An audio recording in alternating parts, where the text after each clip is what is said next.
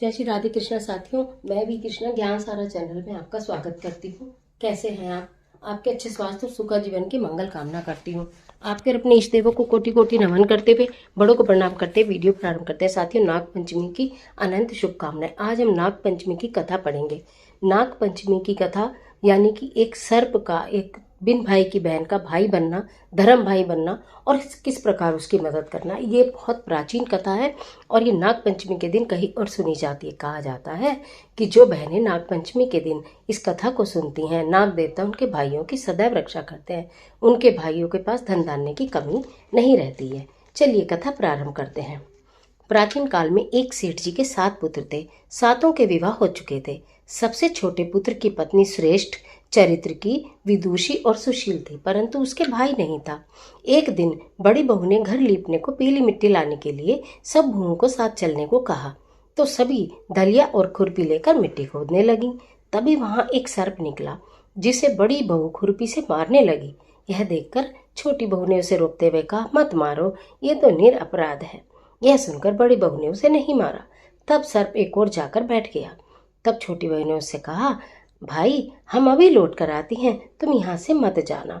यह कहकर वह सबके सब मिट्टी लेकर घर चली गई और वहां कामकाज में फंसकर सांप से जो वादा किया था उसे भूल गई।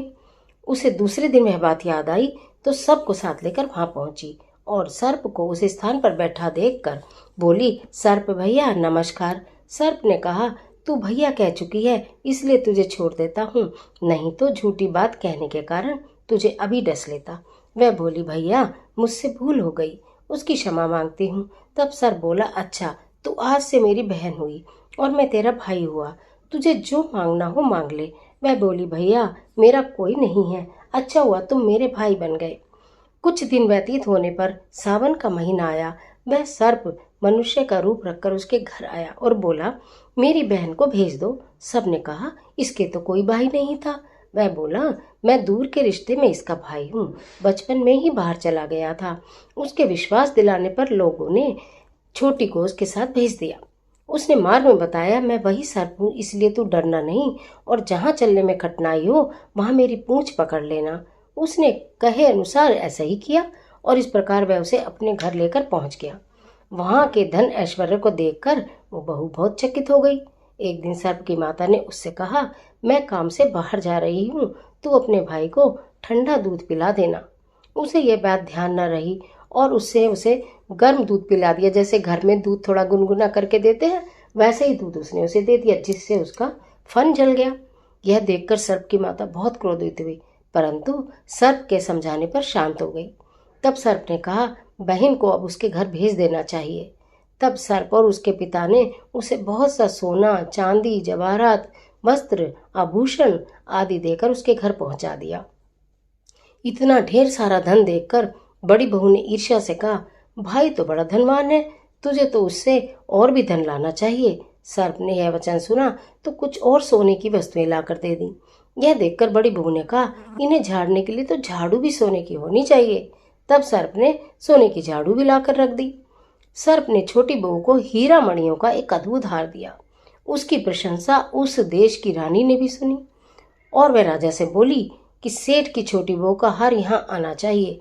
राजा ने मंत्री को हुक्म दिया, उससे वह हार शीघ्र लेकर उपस्थित हो। मंत्री ने सेठ से जाकर कहा, महारानी जी छोटी बहू का हार पहनेंगी, वह उसे मुझे लाकर दे दो। सेठ जी ने डर के कारण छोटी बहू से हार मांगा कर दे दिया। छोटी बहू को यह बात बहुत बुरी लगी। उसने अपने सर्प भाई को याद किया और आने की प्रार्थना की। भैया रानी ने हार छीन लिया है, तुम कुछ ऐसा करो कि जब वह हार उसके गले में रहे तब तक के लिए सर्प बन जाए और जब वह मुझे लौटा दे तब वह हीरे और मणियों का हो जाए। सर्प ने ठीक वैसे ही किया। जैसे ही रानी ने हार पहना वैसे ही वह सर्प बन गया। यह देखकर रानी चीख पड़ी और रोने लगी। यह देखकर राजा ने सेठ के पास खबर भेजी कि छोटी बहू को तुरंत भेजो। सेठ जी डर गए कि राजा न जाने क्या करेगा। वे स्वयं छोटी बहू को साथ लेकर उपस्थित हुए। राजा ने छोटी बहू से पूछा, तुमने क्या जादू किया है? मैं तुम्हें दंड दूंगा। छोटी बहू बोली, राजन धृष्टता क्षमा कीजिए, यह हार ही ऐसा है। मेरे गले में हीरो और मणियों का रहता है और दूसरे के गले में सर्प बन जाता है। यह सुनकर राजा ने वह सर्प बना हार उसे देकर कहा, अभी पहन कर दिखाओ। छोटी बहू ने जैसे ही उसे पहना वह हीरे मणियों का हो गया। यह देखकर राजा को उसकी बात का विश्वास हो गया और उसने प्रसन्न होकर उसे बहुत सी मुद्राएं भी पुरस्कार में दी। छोटी वह अपने हार सहित अपने घर लौट आई।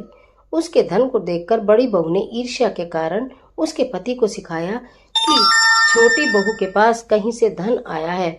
यह सुनकर उसके पति ने अपनी पत्नी को बुलाकर कहा, ठीक ठाक बता, यह धन तुझे कौन देता है?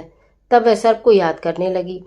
तब उसी समय सर्प ने प्रकट होकर कहा, यदि मेरी धर्म बहन के आचरण पर संदेह प्रकट करेगा तो मैं तुझे खा लूंगा।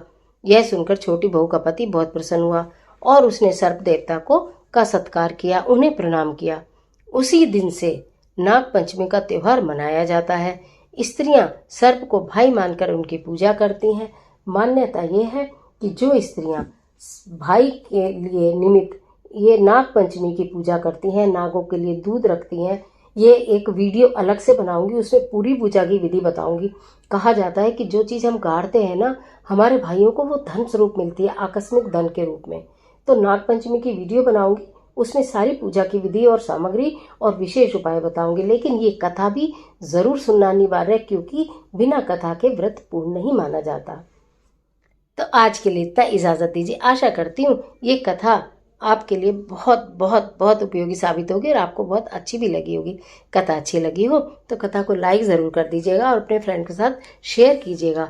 व्रत करें ना करें, पूजा करें ना करें, लेकिन कथा ज़रूर सुनिएगा। बहुत सूक्ष्म विधि की पूजा बताऊंगी, ज़रूर करना, मन को भी शांति मिलेगी और निश्चित आपके भाई खुशहाल हो जाएंगे।